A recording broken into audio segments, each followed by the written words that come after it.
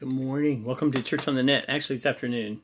Had a rough night last night with my sickness and stuff. So, we're getting off to a slow start today, but I wanted to talk to you about something that's kind of come up now and then. And that is the issue of pride. And we're going to look at that verse in Proverbs 16:18 that says, pride comes before destruction, a haughty spirit before a fall.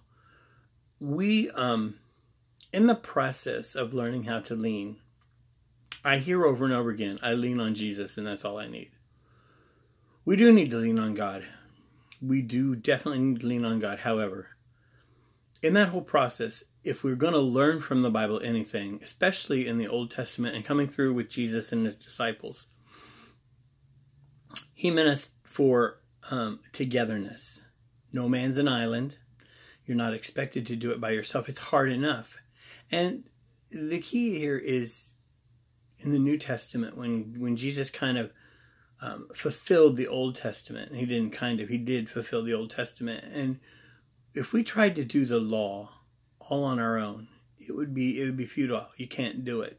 It's because of Christ's grace and because of what he did on the cross that keeps us in a sweet spot as it is with Jesus. So the world has done a beautiful job of isolating men and women into their own little capsule so that they can defeat them. Any house divided against itself will surely fall.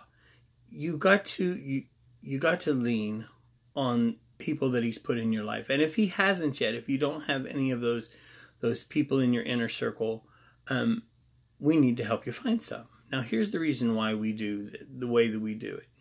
And just an overview. Your wife, should you have one, not girlfriend, but your wife, is the main person that you lean on. Also, you need some men as well as she needs some women to lean on because we're different genders. And you can't lean on women in your life unless it be your mother or something like that because there's a chance for something to happen. Feelings either way or the other. So we say you lean on men. Get yourself a good group of mighty men, which is based kind of on what David did. He didn't do it all the time. None of us are perfect. But I think the reason that David was known as the man who seeks after God's own heart was because he took counsel from not only the prophets, but his mighty men who were there and would give their lives for him. In today's terms, that's why I say, who are the men, gentlemen, who are the men other than family in your life that if you became a quadriplegic tomorrow would take care of the nasty details of life? In other words, clean you up, feed you, and take care of you.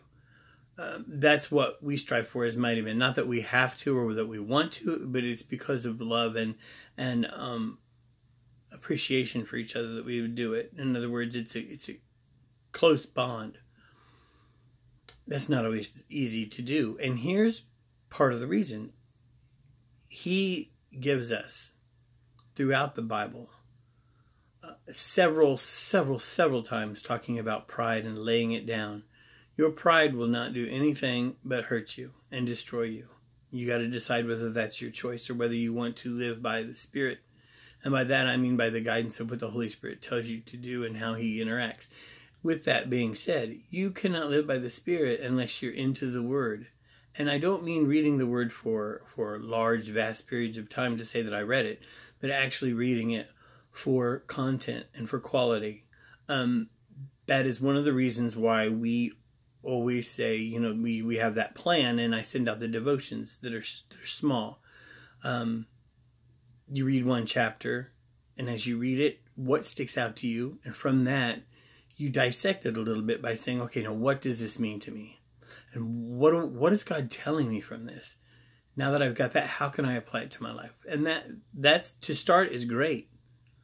I've known people that have read great quality or great long passages of the Bible, and then you ask them what it said, and I don't know. It was good. Well, yeah, but what are you going to apply? The Bible's a living, breathing book.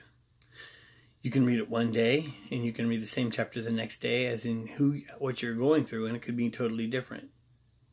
The one thing we do know that it always points back to God's principles and God's precepts. So, who are you leaning on in your life?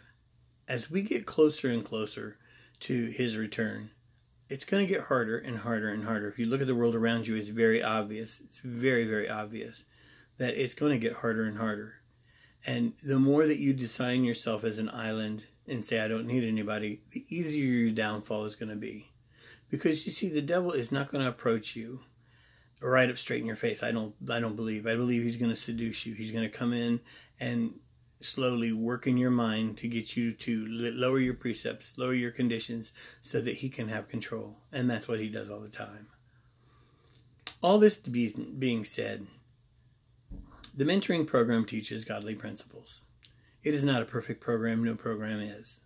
But I hope that as you learn from it, you can let go of your pride and you can serve him the way that he intended us to and grow into the men and women that he created you to be. I hope that you have a great day. You have an amazing day.